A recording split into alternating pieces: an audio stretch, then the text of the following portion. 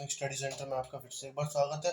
तो मैं आपके लिए एक नया वीडियो लेकर आ चुका हूँ और इस वीडियो में हम फिर से अपने कुछ नए टॉपिक्स के बारे में जानेंगे। आज हम यहाँ तीसरा इसका जो टॉपिक है वो पढ़ने जा रहे हैं। एलिमेंट्स और मिक्सचर हम लोगों ने पिछली क्लास में पढ़ लिए थे। अगर आपने वो क्लासेस नहीं देखी हैं तो 1 to 6 क्लासेस में, पहली क्लास में इंट्रोडक्शन है, दूसरी क्लास में कुछ पॉइंट्स बताए गए हैं छठी क्लास में, और बीच के जितने पार्ट्स हैं 2, 3, 4, 5, यहाँ पर हम लोगों ने डिफरेंट डिफरेंट मिक्सचर किया और इनके सब क्लासिफिकेशन के बारे में समझा था कि इसके कैसे क्लासिफाई किए जाते हैं, क्या प्रॉपर्टीज होती हैं, इन सब के बारे में काफ़ी डिटेल्ड स्टडी कर रखी है। तो अगर आपने पुराने वीडियोस नहीं देखे हैं तो आप उनको एक बार चेकआउट कर सकते हैं।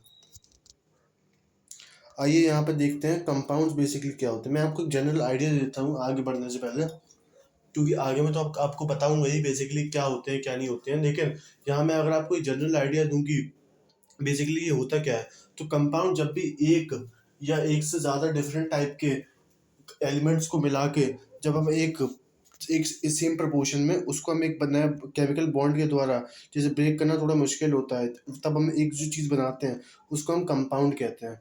अब कंपाउंड को लिटरली समझने के लिए हमको कुछ यहाँ पे चीज़ें देखनी पड़ेंगी, इसका क्लासिफिकेशन कैसे किया जाता है, क्योंकि जो हमारी केमिस्ट्री होती है ना, केमिस्ट्री का एक बहुत बड़ा हिस्सा मैं आपको बताता हूँ, उस पर याद रखना आप। Nitrogen, sulphur, hydrogen, oxygen, carbon, और यहाँ पर और भी ले सकते हो। वैसे इतने जो होते हैं ना, बहुत ज़्यादा आपके लिए इम्पोर्टेंट होते हैं। ये जितने कंपाउंड्स होते हैं इनके बारे में एक एक चीज़ आप याद कर लेना कि इनकी इलेक्ट्रोनेगेटिविटी क्या होती है और इनसे रिलेटेड, यानी इनकी ग्रुप में जो आते हैं उनकी और किससे क्या इनका, एक तरीके से बोल सकते हैं कि इनका बैंटर, इनका किस तरह से इनकी चीज़ें बनती हैं, वो सब आपको देखना रहेगा एक बार अच्छी से, तो आप उसको चेकआउट कर लेना। यहाँ से हम स्टार्ट करते हैं। The compound substance made up of two or more element chemically combined together in a fixed proportion by weight is called। तो यहाँ पर आपको दो तीन चीज़ें याद रखनी है। इस डेफिनेशन, इसकी डेफिनेशन के अंदर आपको दो तीन से चीज़ें याद रखनी है जो कि आपकी इंपॉर्टेंट होगी। कहीं भी आपसे डेफिनेशन नहीं पूछेगा कि कंपाउंड की डेफिनेशन क्या होती है, लेकिन इसके डेफिनेशन से रिलेटेड चीज़ें आ जाती हैं तो आपको वो याद रखनी रहेंगी।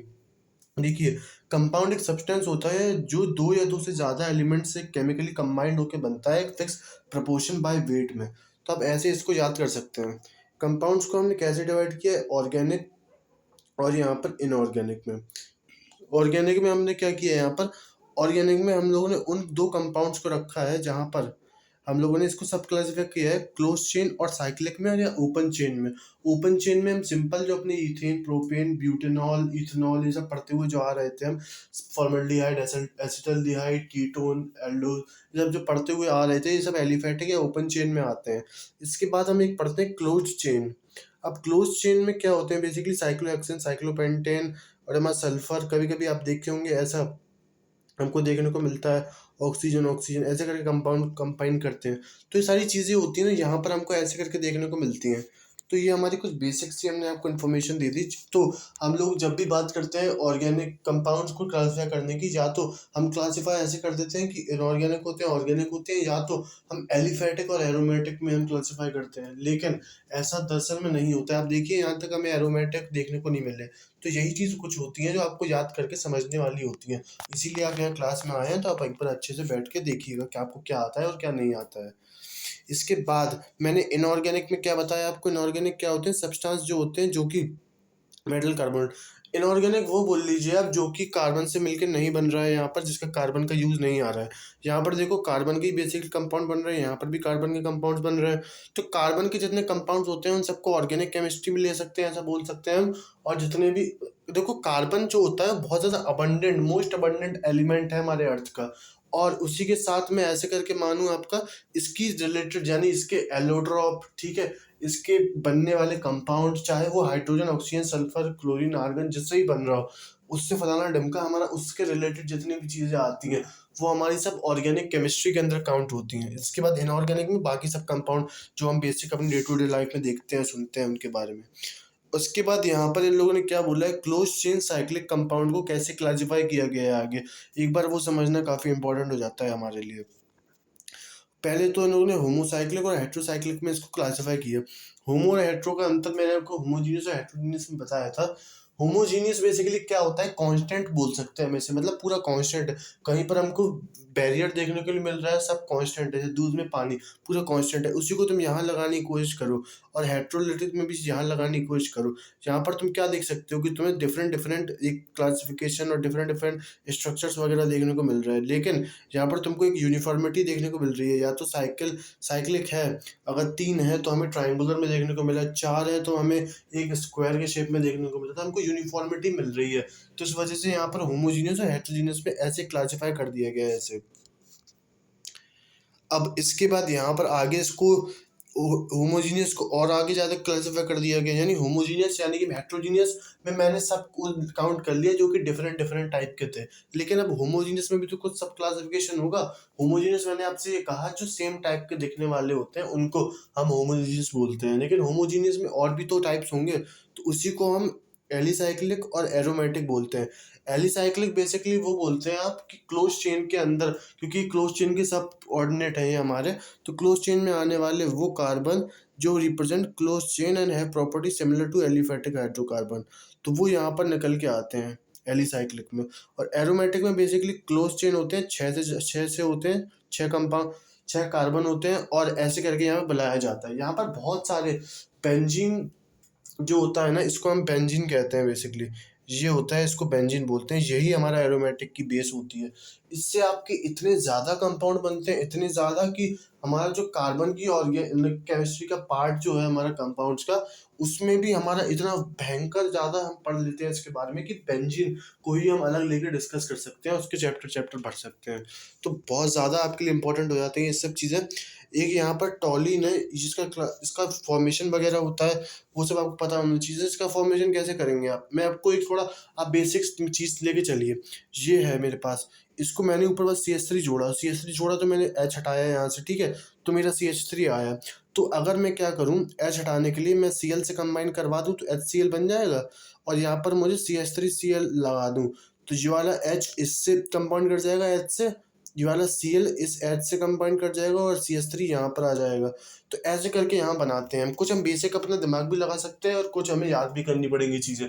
तो अगर आपको इसके बारे में ज़्यादा डेप्थ में जानना है, क्योंकि ये बहुत बड़ा चैप्टर है अपने आप में ही है, तो आप मेरे को एक बार बता देना, आप मेरे को हेड्सअप दे देना थोड़ा सा, तो मैं आपको इसके बारे में चीज़ें एक्सप्लेन कर दूंगा अच्छे से। क्योंकि अगर मैं यहाँ करने को बैठूंगा तो काफ़ी ज़्यादा हम लोगों के वीडियो के पार्ट्स इसी में निकल जाएंगे, तो हमारा जो मेन जो टॉपिक है जो हमारे एग्जाम से रिलेटेड है उसको नहीं पढ़ पाएंगे हम, क्योंकि हमको यहाँ पर एग्जाम के रिलेटेड ही पढ़ना है।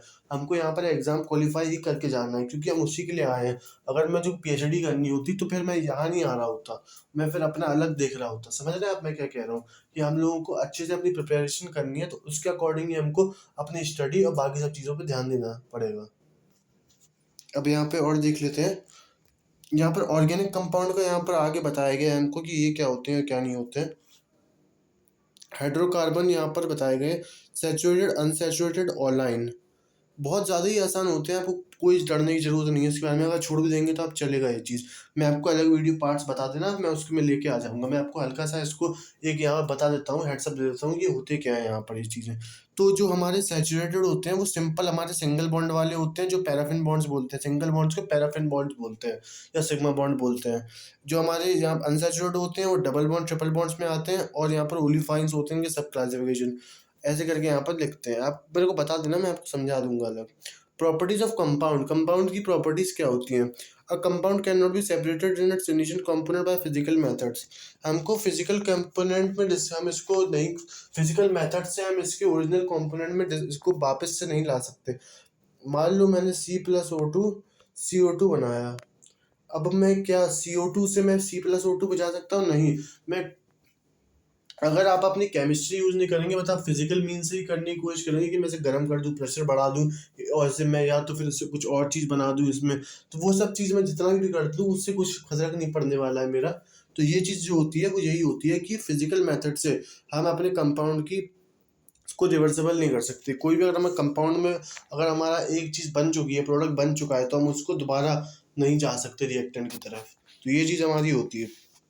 इसके बाद the properties of compound are entirely different from these of unit element. अब आप ये सोचेंगे कि यार यहाँ पर मैं CO2 तो बना रहा हूँ C और O2 से, तो क्या मतलब यहाँ पर C की प्रॉपर्टी होगी कि O2 की होगी कि दोनों की होगी, क्या होगा क्या नहीं होगा। तो देखो यहाँ पर कुछ भी हो सकता है, या तो C की भी हो सकती है या O की भी हो सकती है, या फिर बिल्कुल अलग जाके कोई एक अलग कंपाउंड बन जाए। तो ये चीज़ हमको देखने को मिलती है। और कभी ऐसे देख के कंफ्यूज मत होना, जैसे CO और CO2 तो तुमको लग रहा होगा कि इसकी प्रॉपर्टी सेम होगी, बिल्कुल अलग होते हैं सारी चीज़ें। जैसे O2 और O3, ये होती है ओजोन, ये होती है हमारी ऑक्सीजन जो हम इनहेल करते हैं, ये होती है कार्बन मोनोऑक्साइड और ये होती है कार्बन डाइऑक्साइड। ये बहुत ज़्यादा इंजूरियस टू हेल्थ होती है, बहुत ज़्यादा कांड कर देती है। अगर आपके हीमोग्लोबिन का आपका वो लेवल कम कर देती है, ज़्यादा कम कर देती है। और ये अगर आपकी ब्लड में कंबाइन हो गई तो बहुत ज़्यादा डेंजरस चीज़ बना देती है, जो आपको ब्लड कैंसर को भी कारण बन सकता है अगर आप ज़्यादा उसके रेडिएशन में आएंगे सही से। तो ये सारी चीज़ें बात की बातें हैं, लेकिन यहाँ पर कॉम्पोजिशन ऑफ कंपाउंड पढ़ते हैं, ये फिक्स होता है एक तरीके से। मैं अगर बोल दूँ, फिर से मैं वही कब ले रहा हूँ, लेकिन अब मैं थोड़ा डिफरेंट आपको लिए वो लेता हूँ एक ऑप्शन। मान लो मेरा एक कंपाउंड है H2SO4, तो अगर मैं इसको लेके चलूँ तो यहाँ मेरे को 2:1 में कंबाइंड है ये। तो अब मैं इसके कोई भी कितने भी मैं मोल्स ले लूँ, इसके कितने मॉलिक्यूल्स ले लूँ, इसके मेरे को 2:1 में ही मिलेगा। अगर मेरे पास क्या है H2O है, तो वो 2:1 में है, तो 2:1 में ही मिलेगा। H3SO4 है, कुछ भी ले लो तुम दुनिया जमाने का कोई भी कंपाउंड, अगर वो है तुम्हारे पास, तो उसके जो जो बेसिक कंपोनेंट होंगे, प्रोपोर्शनलिटी होगी वो सेम ही होगी हमें ऑल ओवर द प्लेस। हमें ऐसा कहीं नहीं मिलेगा कि अगर मैं कुछ भी अपना फिजिकल मीन से कोई भी चीज़ चेंज करने की कोशिश करूँ तो मेरी यहाँ पर चीज़ें चेंज हो जाए, या तो मैं प्रेशर इंक्रीज डिक्रीज करूँ तो मेरी यहाँ पर चेंज देखने को मिले, ऐसा कुछ भी नहीं होता है। तो ये सब चीज़ें हम लोगों ने इस चैप्टर में जानी यहाँ पर। तो अगले वीडियोस में हम और जानेंगे केमिकल फार्मूला क्या होता है, इसके इंपीरियल फार्मूला, इन सब से क्वेश्चन आते हैं क्या होता है मैं आपको बताऊंगा आगे जाके। इंपीरियल फार्मूला से बहुत ज़्यादा इंपॉर्टेंट क्वेश्चन आते हैं, और ये आपका बेसिक है। अगर आप यहाँ पे नहीं पढ़ेंगे तो आपके लिए काफ़ी ज़्यादा डिफिकल्ट हो जाएगा। तो मैं इसी के साथ आपसे विदा लेता हूँ, और जाने से पहले मैं आपको बस एक चीज़ बताना चाहता हूँ कि हमारा पॉलिटेक्निक स्टडी सेंटर का कोर्स आ चुका है, पॉलिटेक्निक एंट्रेंस एग्जामिनेशन 2023 के रिलेटेड। अगर आपको उसमें एनरोल करना है तो आप मेरे को कमेंट करके बता सकते हैं। बहुत ही अच्छे अफोर्डेबल प्राइसेस में आपके हैं, कि मतलब आप अपनी पॉकेट मनी से भी करोगे तब भी आपको घर पे नहीं मांगना पड़ेगा चीज़ों के लिए। ऐसे बहुत ज़्यादा आप इजीली इसको पे कर सकते हो इसकी फीस को, क्योंकि हम स्टार्ट ही कर रहे हैं हम लोग, तो काफ़ी, और कुछ लोग का चल भी रहा है, तो काफ़ी ज़्यादा अफोर्डेबल प्राइसेस में हम लोगों ने इसको रखने की कोशिश करी है, और आपको पूरा A to Z हम लोगों ने कवर करके रखा है आपके लिए। तो काफ़ी ज़्यादा आपको मज़ा आएगा पढ़ने में, आपके लिए लाइव क्लासेस भी होंगी, जो 1-to-1 इंटरेक्शन भी होंगे आपके साथ, और सुमित सर और मैं आपको पढ़ाएंगे इन सब चीज़ों के बारे में। तो वो आप देख सकते हैं अगर आपको चाहिए तो। इसी के साथ धन्यवाद, मिलते हैं अगले वीडियो में।